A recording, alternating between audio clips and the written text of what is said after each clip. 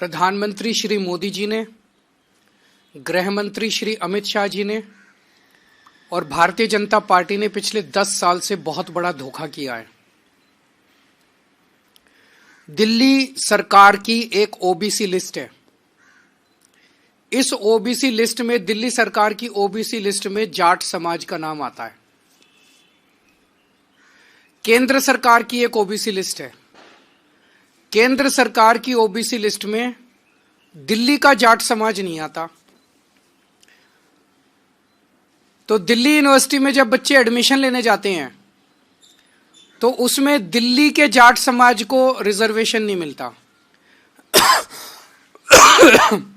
Delhi university के college में जाते हैं तो दिल्ली के जाट समाज को रिजर्वेशन मिलता है। केंद्र सरकार के किसी भी कॉलेज में या यूनिवर्सिटी में जाते हैं या केंद्र सरकार की किसी भी संस्था जैसे दिल्ली पुलिस हो गई, डीडी हो गई, उसमें नौकरी लेने जाते हैं तो दिल्ली के जाट समाज को उसमें रिजर्वेशन नहीं मिलता।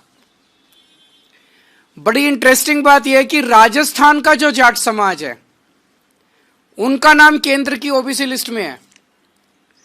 तो दिल्ली यूनिवर्सिटी में जब एडमिशन लेने जाते हैं तो राजस्थान के जाट समाज को रिजर्वेशन मिलता है दिल्ली के कॉलेज में।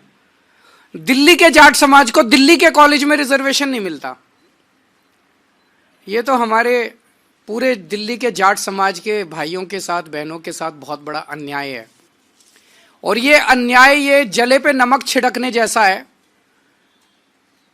कि 4 बार पिछले 10 साल में प्रधानमंत्री जी ने अपने घर बुला के और अमित शाह जी ने जाट समाज के नेताओं को आश्वासन दिया, भरोसा दिया, वचन दिया, गारंटी दी कि दिल्ली के जाट समाज को केंद्र की ओबीसी लिस्ट के अंदर डाला जाएगा। मैंने प्रधानमंत्री जी को उनके वादे, उनके और अमित शाह जी के वादे याद दिलाए हैं कि आप ये वादा पूरा कीजिए। और जाट समाज के साथ धोखा किया गया है।